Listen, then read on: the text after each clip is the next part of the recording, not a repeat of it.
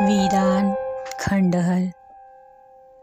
बात उन दिनों की है जब मैं कॉलेज स्टूडेंट था। अपने कॉलेज की ओर से हम सभी कैंप के लिए जंगल में गए थे। हालांकि ठंड बहुत थी, तो रात में हम सब ने पूरी रात जागकर कैंप फायर के साथ डांस करने, गाना आदि का प्रोग्राम तय किया। मुझे और सभी साथियों को कैंप फायर के लिए लकड़ियाँ इकट्ठा करने का भारी काम सौंपा गया। मैं निकला तो सबके साथ ही था, लेकिन जंगल की प्राकृतिक सुंदरता में भटकता हुआ अकेले ही बहुत दूर निकल गया। अचानक आसमान बादलों से भर गया और गरज के साथ बारिश होने लगी। बादलों के लगातार गरजने से मैं पेड़ के नीचे खड़ा रहना मुनासिब न समझा।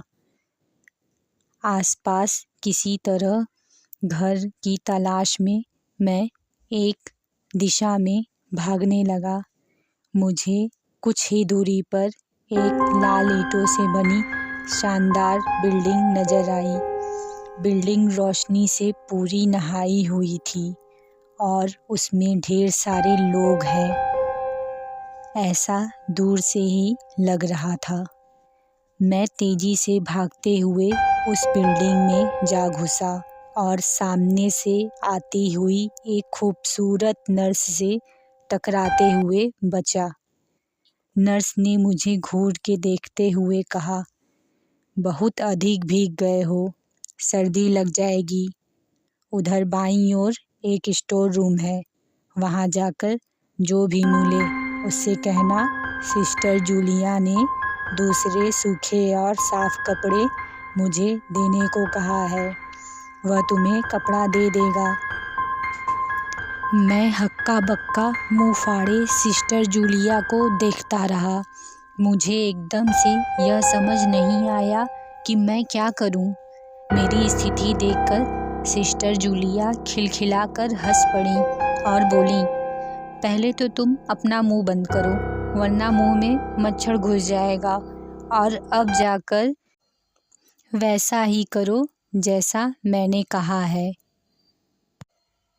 मैं हल्के से हाँ में सर हिलाकर सिस्टर की बताई दिशा में चला गया। अभी कुछ ही कदम आगे चला होऊंगा कि मेरे कंधे पर किसी ने हाथ रखा। मैं चौंक कर पीछे मुड़ा और अपने सामने आर्मी की वर्दी में एक युवक को खड़ा मुस्कुराता पाया। मेरे चेहरे पर आश्चर्य का बादल अपना घर बना चुका था, जिसे देखते ही उस युवक को हंसी आ गई। उसने धीमे किंतु डरावनी आवाज में कहा, मैं कैप्टन विनोद हूँ और हमारे देश की आर्मी का हॉस्पिटल है ये। कैप्टन विनोद की बातों ने मुझे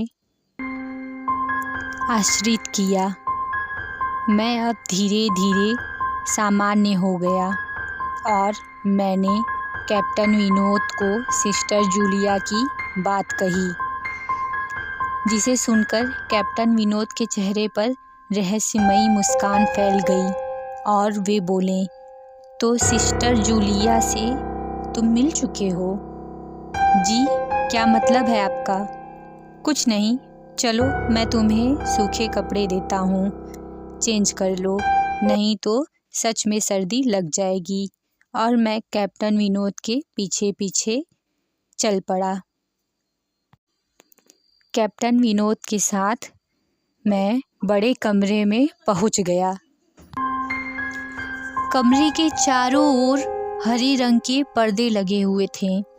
एक ओर एक बड़ा सा बेड पड़ा हुआ था और उसके सामने एक सोफा था। बीच में एक टेबल था जिस पर 2 ग्लास, एक बड़ी बोतल ब्रांडी की और एक समाचार पत्र पड़ी हुई थी। कमरे के एक कोने में बड़ी सी अलमारी थी, जिसमें से कैप्टन विनोद ने एक आसमानी रंग का कुर्ता पैजामा निकालकर मुझे दिया और कमरे से लगे बाथरूम की ओर इशारा किया। मैं बाथरूम में कपड़े चेंज करने चला गया और बाथरूम से जैसे ही निकलने लगा, मेरी नज़र बाथरूम के एक दीवार पर पड़ी। वह खून के छींटों से भरी हुई थी। यह देखकर मैं घबरा गया और जल्दी से बाहर निकलने को मुड़ा कि मेरी बाथरूम में लगे आईने में नज़र पड़ी, जहां मैं खुद को देखकर चौंक गया। आईने में मेरा पूरा शरीर तो नज़र आ रहा था, लेकिन मेरे शरीर से मेरा सर गायब था। अब मुझे डर लगने लगा और मैं घबराकर बाथरूम से बाहर निकल गया। मुझे इस तरह घबराकर बाथरूम से बाहर निकलता हुआ देख कैप्टन ने हंसकर पूछा, क्या हुआ? अरे हाँ, मैंने तो तुम्हारा नाम ही नहीं पूछा। कहाँ जाओगे बाहर? इतनी तेज बारिश हो रही है। लेकिन तुम जाना क्यों चाहते हो अचानक? मुझे ये नहीं समझ में आ रहा है। कैप्टन विनोद, आपकी बाथरूम में एक दीवार पूरी खून के छींटों से भरी हुई है और आपके बाथरूम में लगा आईना भी कुछ अजीब सा है। उसमें मेरा पूरा शरीर तो दिखाई दिया, लेकिन मेरा सर गायब था। अब मैं बिल्कुल भी यहाँ नहीं रुकूंगा। मैं बारिश में भीगता हुआ ही अपने कैंप तक जाऊंगा। कहते हुए मैं कमरे से बाहर जाने लगा। रुको! तभी कैप्टन विनोद की कड़कती आवाज़ गूंजी। तो तुमने सब कुछ देख ही लिया? जी, क्या मतलब है आपका? मेरी आवाज़ में डर भर गया था। मतलब चाहे जो हो, तुम तब तक यहाँ से नहीं जा सकते जब तक मैं तुम्हें कुछ बता न दूँ। क्या बताना चाहते हैं आप, जो आज तक कोई न जान सका? जो आज तक कोई न जान सका, वह मैं जानकर क्या करूँगा? प्लीज़ अब आप मुझे यहाँ से जाने दीजिए। मैं डर से रुआसा सा हो गया था। नहीं, बिल्कुल भी नहीं। और तुम्हें मुझसे डरने की भी कोई ज़रूरत नहीं है। सैनिक सबकी रक्षा के लिए होते हैं। मैं भी तुम्हारी सुरक्षा ही कर रहा हूँ। कैप्टन विनोद के स्वर में कोमलता थी। आओ मेरे साथ, इस सोफे पर बैठ जाओ। मैं तुम्हें एक कहानी सुनाता हूँ। कहानी ख़त्म होते ही मैं तुम्हें तुम्हारे कैंप तक जीप से छोड़ आऊँगा। वैसे भी तुम अपने साथियों से काफ़ी आगे निकल आए हो। वहाँ तक तुम अब चलते हुए शायद ही पहुँच पाओ। कैप्टन विनोद के स्वर में न जाने कैसी भावुकता थी। मैं जाकर उनके बगल में बैठ गया। कैप्टन विनोद ने कहना शुरू किया, दुश्मनों ने धोखे से हमारे अस्पताल को अपना निशाना बनाया। दुश्मन देश के 2 सैनिक हमारे सैनिक के वेश में एक हमारे ही घायल सैनिक को लेकर आए। वह घायल था और हमारे देश की सेना ने उसे बहुत ढूंढा, लेकिन वह नहीं मिला था। शायद साजिश के तहत उसे घायल होते ही घुसपैठियों ने कहीं छुपा दिया था। अचानक अपने खोए सैनिक को अपने हॉस्पिटल में पाकर सभी बहुत खुश हो गए और बिना अधिक पड़ताल के हॉस्पिटल के गेस्ट रूम में घायल को लेकर आने वाले वेशधारियों को ठहरने की इजाज़त दे दी। अभी उस सैनिक का इलाज चल ही रहा था कि ज़ोरों का ब्लास्ट हुआ और पूरा हॉस्पिटल एक पल में खंडहर में तब्दील हो गया। लेकिन हॉस्पिटल तो अपनी शानदार स्थिति में खड़ा है। मेरी बातों को अनसुना कर कैप्टन विनोद ने अपनी बात जारी रखी। कोई नहीं बचा उस ब्लास्ट में।